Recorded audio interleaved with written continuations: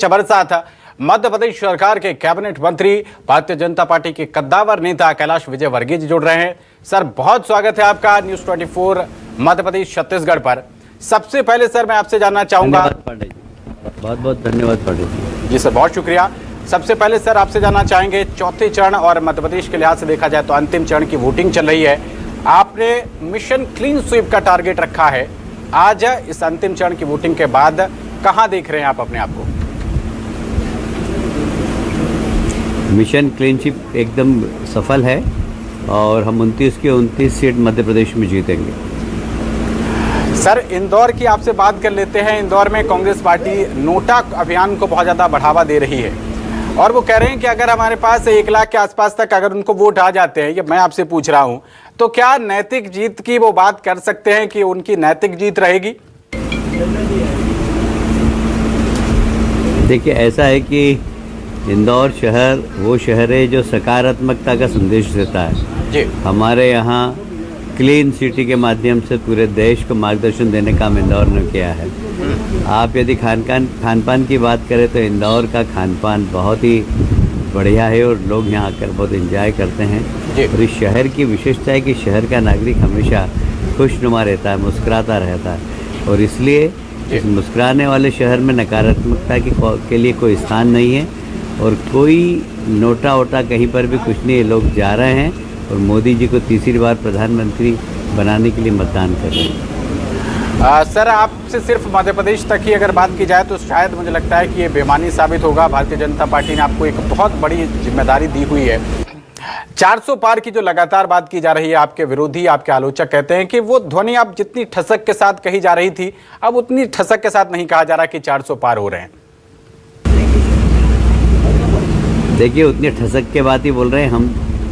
हमें अभिमान नहीं, हम स्वाभिमान से बोल रहे हैं और स्वाभिमान इस बात का है कि जनता हम पे विश्वास करती है, हमारे नेता पे विश्वास करती है, हमारे नेता के काम पर विश्वास करती है। गरीब कल्याण की योजनाओं के कारण गरीब लोग हमारे नेता नरेंद्र मोदी जी के ऊपर विश्वास करते हैं और महिला सशक्तिकरण के लिए जो इस सरकार ने काम किया है, तो महिला शक्ति आज मोदी जी को एक बार तीसरी बार फिर से प्रधानमंत्री बनाना चाहती है और इसलिए हमें कोई शक नहीं है इसमें कि हम 400 पार करेंगे और प्रधानमंत्री की शपथ नरेंद्र मोदी जी लेंगे। जीतू पटवारी की सर एक प्रतिक्रिया सामने आई थी।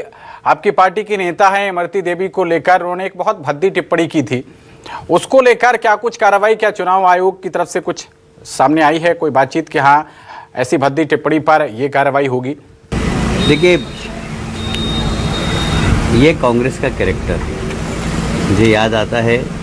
राधिका जी बहुत अच्छी प्रवक्ता थी कांग्रेस की, बहुत अच्छा बोलती भी थी। उन्होंने जिस प्रकार कांग्रेस के ऊपर आरोप लगाए, आप समझ सकते हैं कि महिलाओं के प्रति कांग्रेस का कितना सम्मान है। हम महिलाओं को देवी की तरह पूछते हैं और वो महिलाओं को एक ऐसे ही कोई वस्तु समझते हैं। तो उनकी समझ में और हमारी समझ में बहुत अंतर है। इसलिए जीतू पटवारी जी ने जो बोला इमरती देवी के लिए, उससे उनके संस्कार प्रकट होते हैं और मैं समझता हूँ कि ऐसे लोगों को समाज के अंदर कभी कोई माफ़ नहीं करेगा जो महिलाओं पे सम्मान नहीं करते। कानून कुछ भी करे, कानून सजा दे नहीं दे, और समाज ऐसे लोगों को कोई माफ़ नहीं करता है जो महिलाओं का सम्मान करता है। सर, आपकी पार्टी के मध्य प्रदेश के अध्यक्ष हैं वी डी शर्मा जी। उनकी सीट पर समाजवादी पार्टी की तरफ से, इंडिया गठबंधन की तरफ से उनको प्रत्याशी दिया गया था, लेकिन उनकी पार्टी का पर्चा खारिज हो गया। कहा जा रहा है कि प्रशासन ने उसको प्रभावित किया है। मैं समझता हूँ कि ये तो पूरा की पूरा इलेक्शन कमीशन के ऊपर आरोप लगा रहे हैं। प्रशासन जो भी इस प्रकार के काम करता है वो बिना इलेक्शन कमीशन की परमिशन के नहीं कर सकता और इसलिए जो भी उसमें त्रुटि थी, उस त्रुटि अगर हुई तो उसको स्वीकार करना चाहिए। आप प्रशासन को कटघरे में करें, इलेक्शन कमीशन को कटघरे में करें, उचित नहीं है। और जो वहाँ पर प्रशासन ने निर्णय लिया है वो बिल्कुल तार्किक तरीके से लिया है और सूझबूझ के लिया गया निर्णय है, उसमें किंचित भी राजनीतिक प्रभाव नहीं। कैलाश जी, एक बयान आज उमंग सिंघार ने दिया है। नेता प्रतिपक्ष हैं, एक महत्वपूर्ण पद होता है, वो ईवीएम को घोटाला करार दे रहे हैं। उन्होंने कहा कि अगर कांग्रेस पार्टी की सरकार बनती है तो हम ईवीएम ही बैन कर देंगे। कैसे, क्या प्रतिक्रिया देंगे सर इस पर? भाई, ऐसा है कि जब कांग्रेस की सरकार बनती है तो वो ईवीएम की अगरबत्ती लगाकर पूजा करते। कर्नाटक में बन गई ईवीएम बहुत अच्छा है, उत्तराखंड में हिमाचल प्रदेश में बन गई तो ईवीएम बहुत अच्छा है। और हारने लगते हैं तो पहले से भूमिका बनाने लगते हैं कि ईवीएम के कारण हारे। कुल मिलाकर आपका जो चरित्र है ये एक तरफा नहीं है। आप हमेशा अलग अलग समय पर अलग अलग बात करते हैं। और मैं समझता हूँ कांग्रेस ने अगर जनता के बीच में अपना विश्वास खोया है तो इसी कैरेक्टर का कैरेक्टर है। गरज जी, आप बहुत अच्छी योजनाओं की बात कही जा रही है कि मोदी सरकार डिलीवर कर रही है, लेकिन इसके बाद भी भारतीय जनता पार्टी को ज्वाइनिंग कमेटी बनानी पड़ गई। सर, तमाम जो अच्छे नेता कहे जाते हैं विपक्षी पार्टियों के, उनको भारतीय जनता पार्टी ज्वाइन कराई जा रही है। क्या मोदी जी की गारंटियों पर इतना विश्वास नहीं रह गया था जो दूसरी पार्टियों के जनाधार वाले नेताओं को आप लोग अपनी पार्टी में ला रहे हैं? मोदी जी की गारंटी पे देश को विश्वास है, हमारी पार्टी को विश्वास है, पर विपक्ष के लोगों को भी विश्वास होने लगा और वो हमारे साथ आने लगे। अब इसमें किसी को क्या तकलीफ हो सकती है? और ये प्रश्न भी आप क्यों पूछ रहे हैं भाई? उनको मोदी जी के नेतृत्व में विश्वास है, वो मोदी जी के नेतृत्व में समाज के बीच में काम करना चाहते हैं, इसलिए हमारी पार्टी में आ रहे हैं, हम स्वागत कर रहे हैं उसमें। इसमें किसी को क्या तकलीफ हो सकती है? ये प्रश्न बनता कहाँ से? जी सर, इंदौर सीट पर अक्षय कांत इबम ने कांग्रेस पार्टी से किनारा कर लिया, नामांकन भी वापस ले लिया और उसके बाद बताया जा रहा है कि उनके ऊपर गिरफ्तारी वाला वारंट फिर से उनके ऊपर इशू कर दिया है। इस मुद्दे पर सर क्या कहेंगे आप? नहीं, ऐसा एक 17 साल पुराना केस था। कोर्ट ने आदेश दिए कि पुलिस धारा 307 के मुकदमा कायम कर सकती कि नहीं कर सकती, इस पर विवेचना करके कोर्ट को बताए। अब वो एक प्रक्रिया है, उसमें पुलिस उस पर विचार करेगी और कोर्ट को अवगत कराएगी।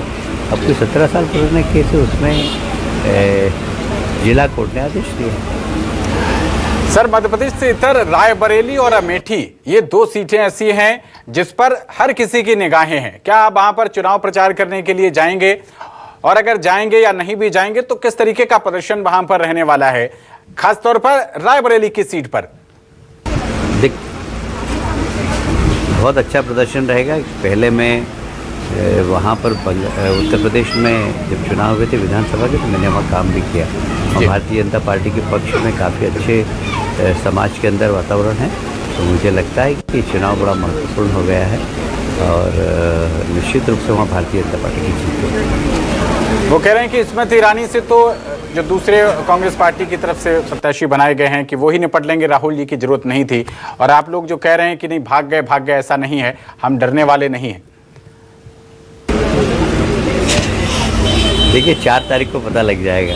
मुझे लगता है कि वायनाड भी जीतना बहुत मुश्किल है राहुल जी के लिए। रायबरेली भी उनके परिवार की विरासत है, पर उसके बाद भी लोग उनको नकार रहे हैं और उनके व्यवहार के कारण, उनके राजनीतिक निर्णय के कारण तो उनको नकार रहे हैं। अब जो व्यक्ति राम मंदिर का विरोध करे, बाबर की समाधि पे जाके तो उनके खानदान के लोग पुष्प चढ़ा जाते हैं, पर राम मंदिर में आज तक उनके परिवार को कोई व्यक्ति नहीं गया।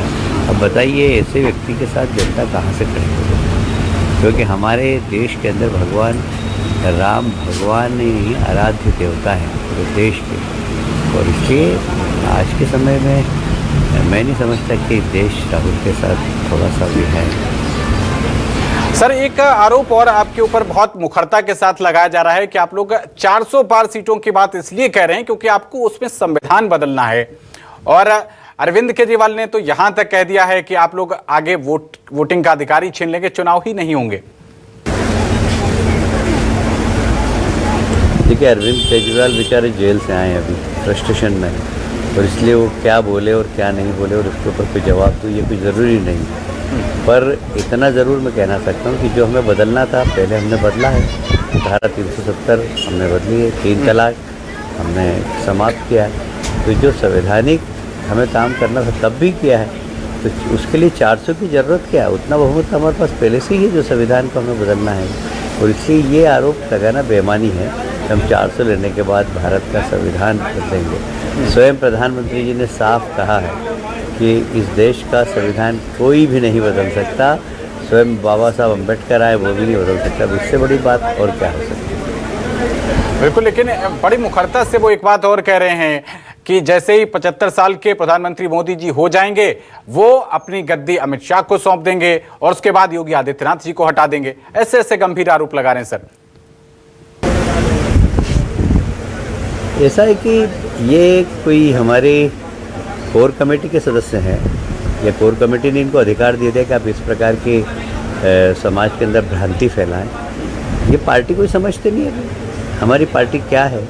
भारतीय जनता पार्टी को समझने के लिए अरविंद जी को एक जन्म और लेना पड़ेगा अभी, और इसलिए भारतीय जनता पार्टी की तासीर क्या है, भारतीय जनता पार्टी की सिस्टम क्या है, हमारे व्यवस्था कैसे होती है, कौन निर्णय करता है, तो ये भी समझ में थोड़ी आएगा। तो इस प्रकार समाज में गफलत फैलाने का काम तो शुरू से करते आए, और उसमें आप लोग के प्रश्न भी पूछ के उस चीज़ को और बढ़ावा दे देते हैं। बिल्कुल नहीं, बिल्कुल नहीं और बिल्कुल नहीं। मोदी जी लगातार 5 वर्ष तक प्रधानमंत्री रहेंगे, क्योंकि भारतीय जनता पार्टी के संविधान में कोई 75 साल की उम्र का बंधन नहीं है, और इसलिए वो रहेंगे। और कोई इस प्रकार की जो बात कर रहे हैं, ये बिल्कुल बेवकूफ़ीपूर्ण बातें हैं। बिल्कुल सर, लेकिन इस तरीके के मुद्दे जब बहुत ज़्यादा गहमा गहमी और सोशल मीडिया पे ट्रेंड करने लगते हैं, तो आप जैसे एक जिम्मेदार व्यक्ति की तरफ से स्पष्टीकरण आ जाता है, तो उस पर फिर क्लैरिटी हो जाती है सर। इस वजह से ये सवाल पूछने पड़ रहे हैं। आरक्षण को लेकर भी बार बार कहा जा रहा है, हालांकि प्रधानमंत्री जी ने अब काउंटर कर दिया है। प्रधानमंत्री जी कह रहे हैं कि अब तो कांग्रेस पार्टी को हमको गारंटी देनी चाहिए कि वो नहीं बदलेंगे। जो लालू प्रसाद यादव की तरफ से सामने कहा जा रहा है कि नहीं भाई, मुस्लिमों को पूरी तरीके से आरक्षण दिया जाए, इस पर सर क्या टिप्पणी आपकी?